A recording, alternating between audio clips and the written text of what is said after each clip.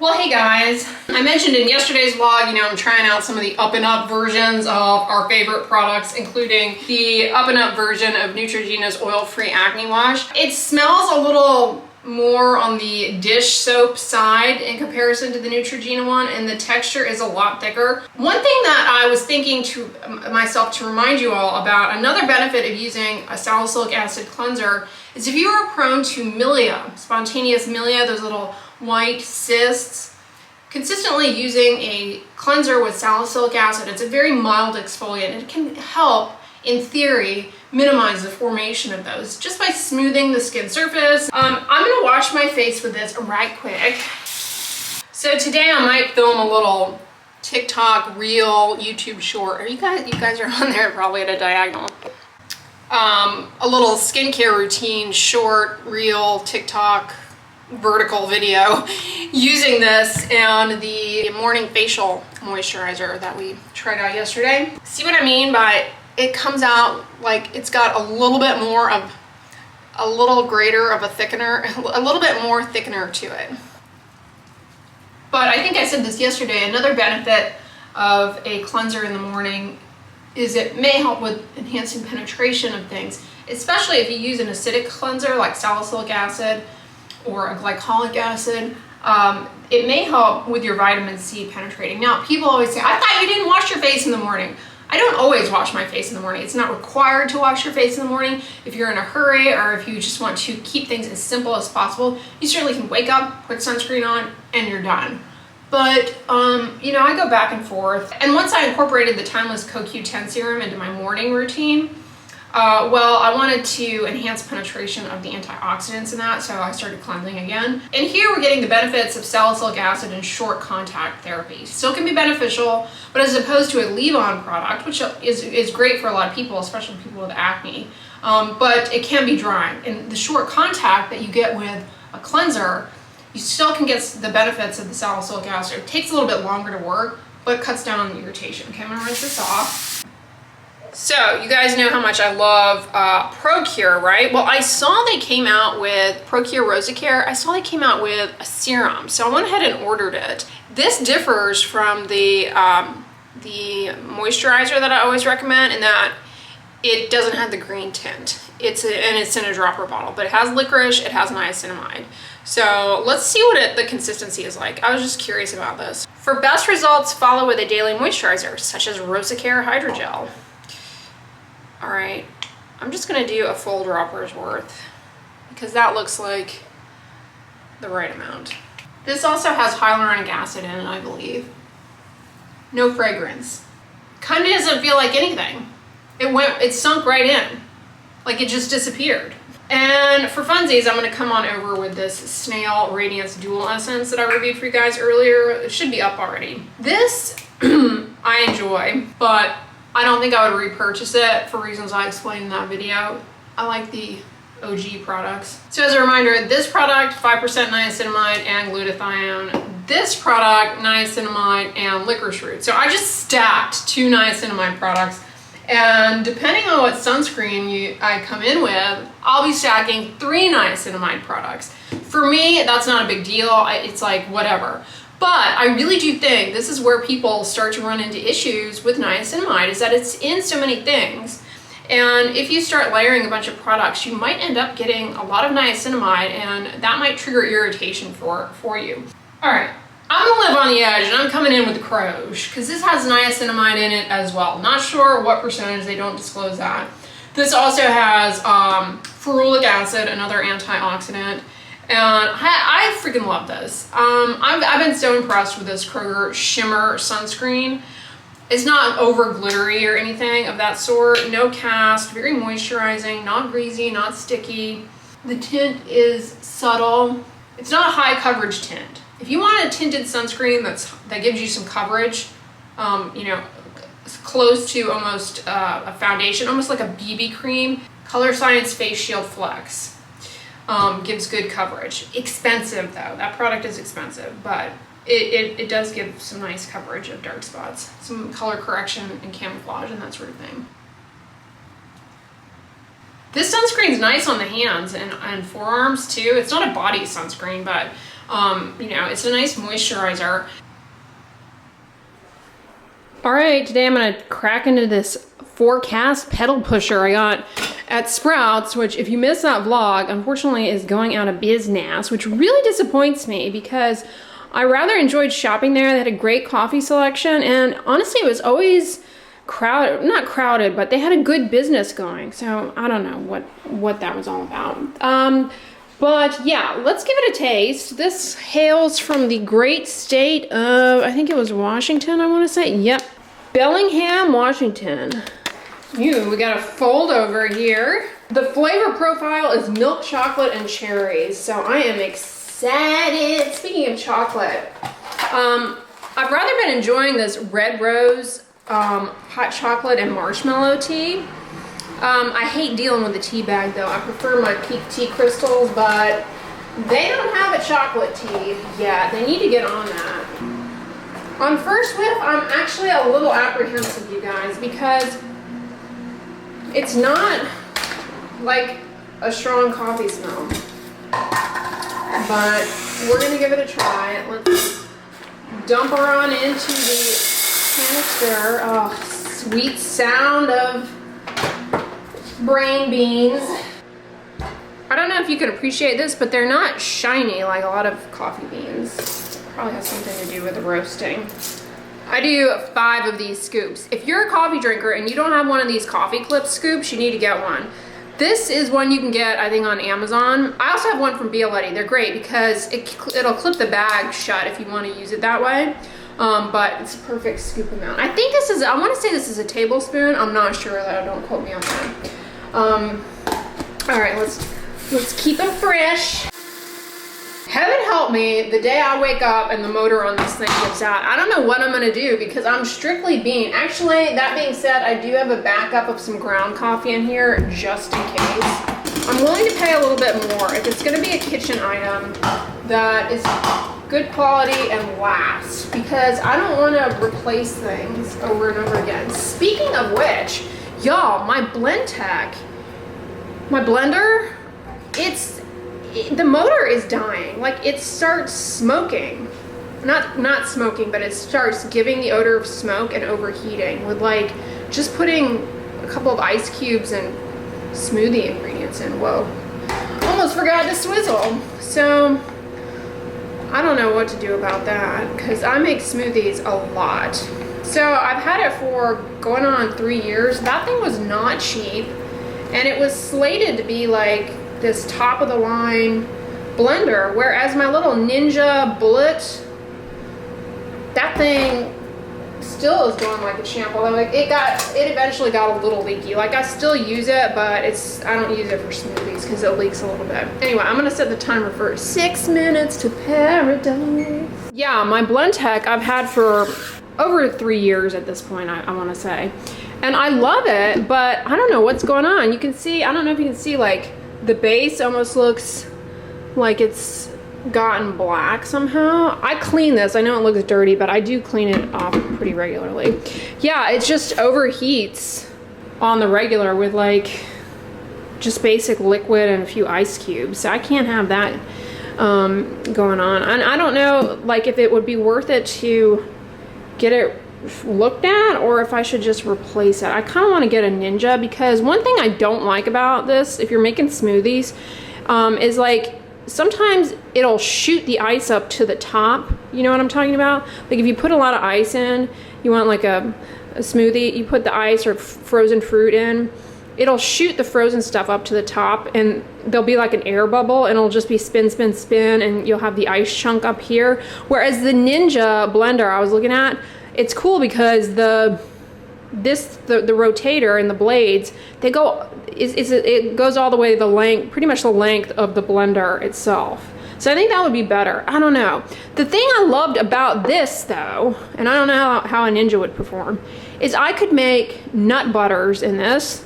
Easy peasy. Nut butters, hummus. I mean, this really, I was really making a lot of stuff. And you could do hot liquids in this. Sorry, I thought you cut out. You can also do hot liquids in this. Whereas I don't think you can do hot liquids in the Ninja blender. I'm sure Ninja has some version where you can, but The other thing I don't like about this is the base is very heavy and awkward to move around. So I don't care for that.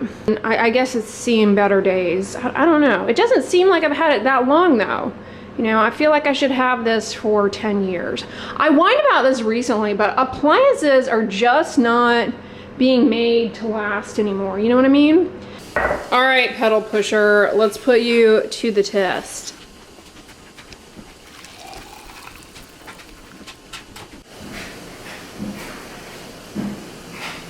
Not bad, but the flavor profile is not there. It's not bad, but I will definitely be going back to Raven's Brew. Well, hey guys, I am on my way out to run some errands yet again. I'm wearing my new cactus t-shirt that I got at Goodwill yesterday, which I feel as though I overpaid for, but I washed it as a side note. I washed this and the jeans, which are air drying. I need to wash the other two tops that I got on the gentle cycle. Yeah, laundry detergent can be actually a trigger for some people's eczema or just skin problems in general because, you know, they're often heavily scented. They leave a residue on the clothing, and sometimes people use too much laundry detergent, don't adequately rinse it out, and it stays behind in the clothing, gets on the skin. The other culprit with clothing is a lot of the dyes in like jeans. I have a problem with myself personally. Like the blue dyes can be pretty irritating to the skin. So you're supposed to wash your clothing before wearing it when you buy it. Aside from when I buy used clothing, I never do that though. Do you guys? Let me know in the comments. Do you wash your clothes when you buy new clothes, brand new clothing? Do you wash it before wearing it? I never do. I never do. Because I feel like once you wash clothing, its longevity, like the clock starts ticking on its longevity. Because with each wash, you know, it gets progressively more worn in. So I like to keep that, slow down the clock, if you will.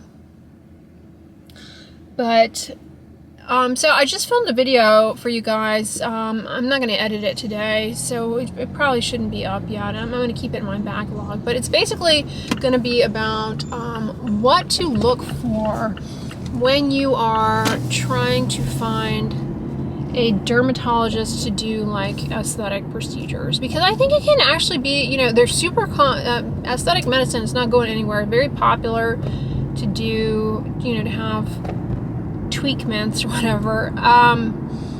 And people always say, do your research, but you have to ask yourself, do I really know how to do my, like, what should I be asking? What should I be looking for? So that's what this video is gonna help you all with, because I always get slightly annoyed when I hear people say, do your research, because it's just kind of, I mean, obviously you need to look into things, but you also need to know what you should be looking for and asking about. And there's a funny saying, you don't know what you don't know in terms of what you need to think about. Because like, I often hear people say, do your research when they're talking about, you know, different wellness trends and things. And so you're going to go on Google and you're going to encounter the same misinformation that they're feeding you, and it's going to reinforce whatever they told you. And, you know, that's not necessarily the best approach. You're better off not doing your research in that case. There's so much misinformation out there, and it's sad. It really is sad, the access to misinformation out there. It's like, you know, back in the day we had chain letters, and that was about as sinister as it got. Or comment below on if you remember, what was it called? Columbia Records?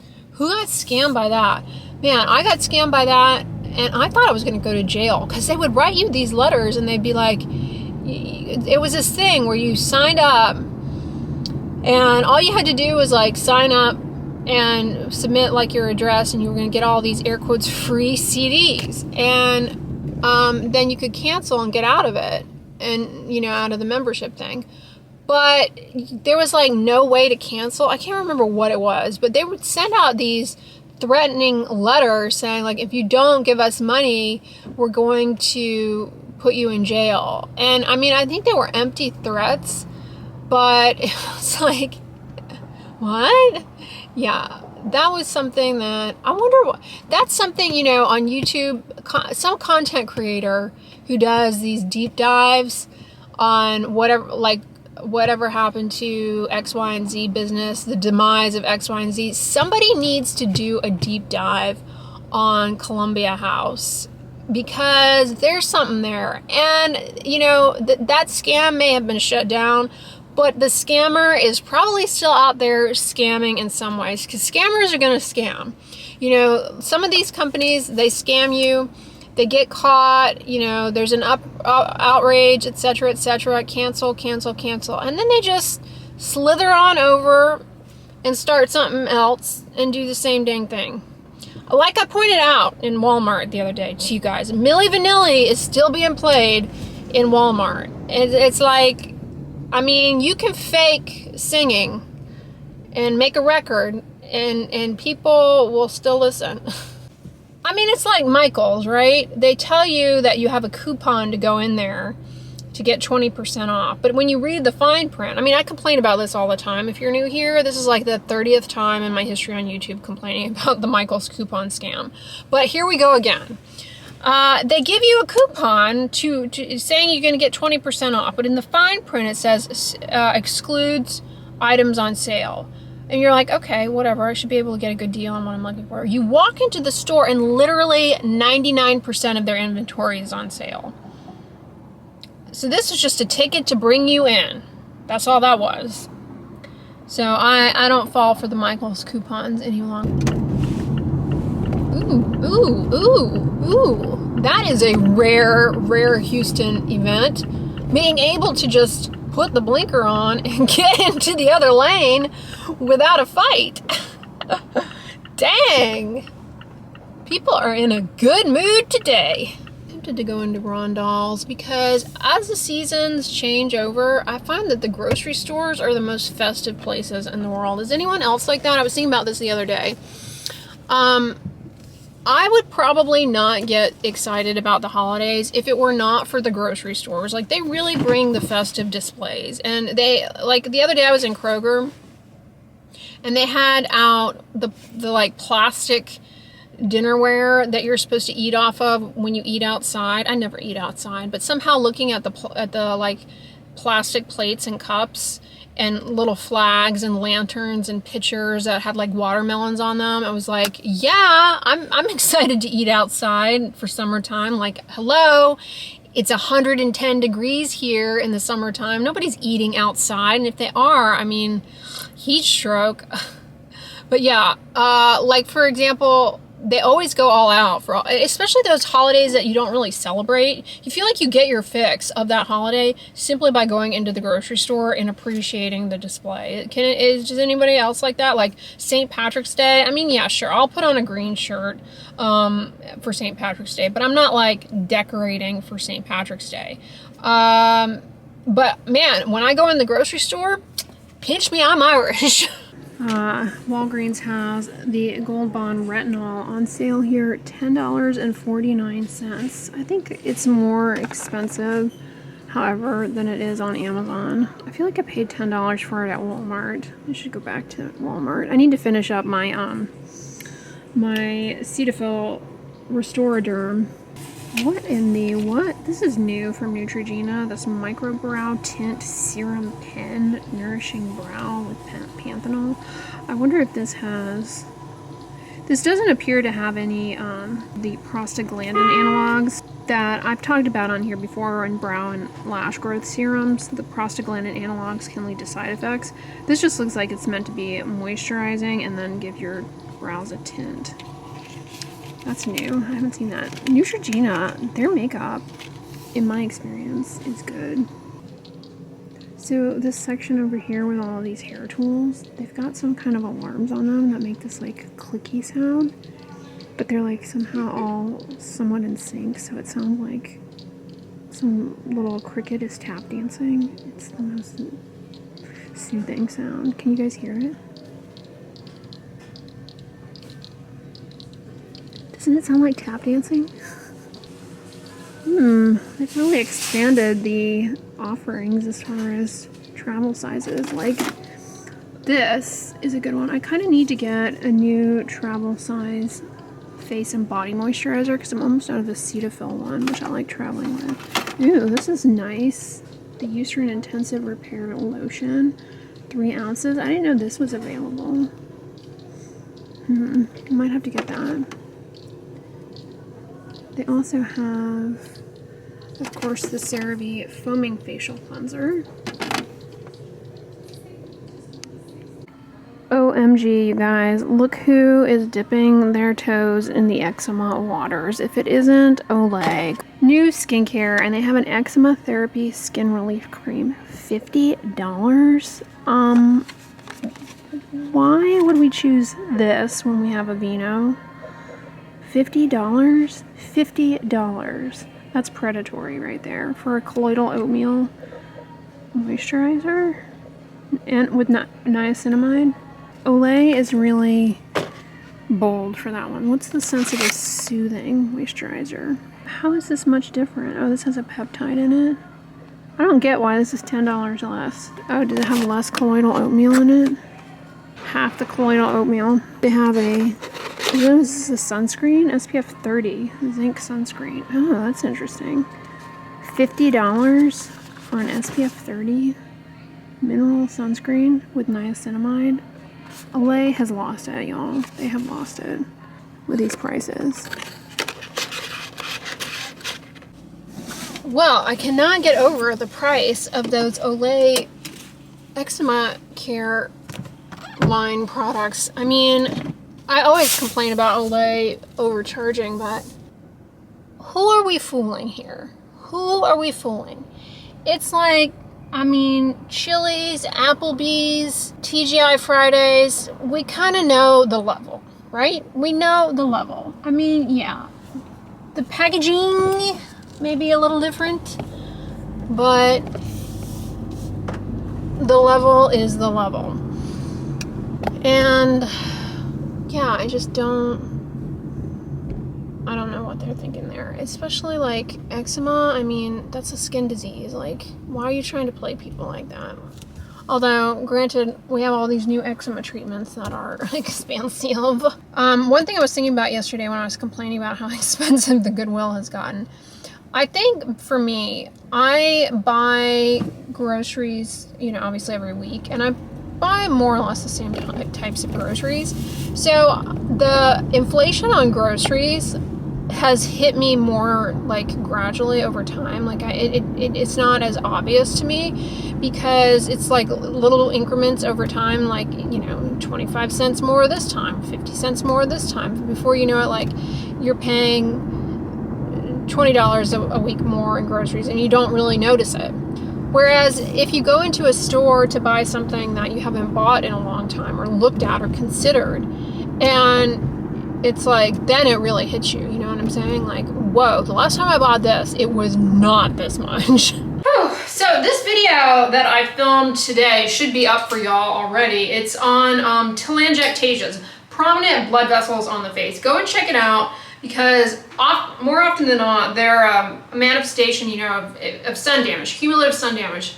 UV rays destroy the supportive framework, thin out the dermis, blood vessels become more obvious. The UV rays cause a lot of inflammation that brings in a lot of inflammatory mediators that cause blood vessel dilation, and you get these aberrant blood vessels that become obvious. Very common, like right here around the nose. And there are treatments that can get rid of those, but there's not anything that you can do to get rid of them. There's not a cream, there's not an at-home device, there's not, any kind of treatment that you can do yourself to get rid of them. Now, those are the ones related to sun damage. You can develop these as a result of other things, and in some cases, they will just go away on their own. And so as I'm making this video, one thing that I find people come to these videos and content, they're seeking a solution. But unfortunately, a lot of times, and unfortunately or fortunately, depending on how you look at it or what we're talking about, but in many cases, there's nothing out there that is the solution other than a certain procedure that involves going to a dermatologist. So I know it's got to be, some people are just looking for something for to deal with things, and they don't have access to a dermatologist. So I know that's like really frustrating to hear, but on the flip side, when you have these cases of things that spontaneously go away on their own, it's like there's no need to go chasing after things. But for you, like for people watching, you know, it's not as though you always know what you're dealing with. And that is even a more unfortunate scenario. I pointed this out, what was it, last weekend when I was harping on hair growth serums, that when it comes to hair loss, you got to know the diagnosis, what you're dealing with. Are you dealing with scarring alopecia or non-scarring alopecia? And a lot of types of hair loss, you know, they just come, the hair, they burn out and the hair goes back to the way it's supposed to be. Namely alopecia areata. I mean, that freaks people out because it's really, really striking when it happens, but a lot of cases of alopecia areata go away. But, you know, even if you don't have the ability to see a dermatologist, I think knowing that certain conditions do improve by themselves, it's so important for you as an informed consumer, especially in this day and age where we have all of this access to information and you're getting a lot of misinformation that's funneled your way in efforts to sell you things. And so knowing that, you know, some things are not necessarily going to require you to buy something to solve them. Either they'll be solved by their natural course, they'll just resolve, or the treatments are so specialized and everything out there that says otherwise is really just snake oil. Anyway, y'all, I'm gonna wrap this vlogadundo up here. I hope you guys are having a great Sunday. If you're watching this on Sunday, get excited for another week. Hopefully you don't have the Sunday scaries. You know, when you feel a little jittery about going back to work, the office, or dealing with whatever you have to deal with. Not to remind you prematurely, but try and get a good night's sleep. Anyway, guys, like I said, hope you enjoyed this video. If so, give it a thumbs up, share it with your friends, and as always, don't forget, sunscreen and subscribe. I'll talk to you guys tomorrow. Bye.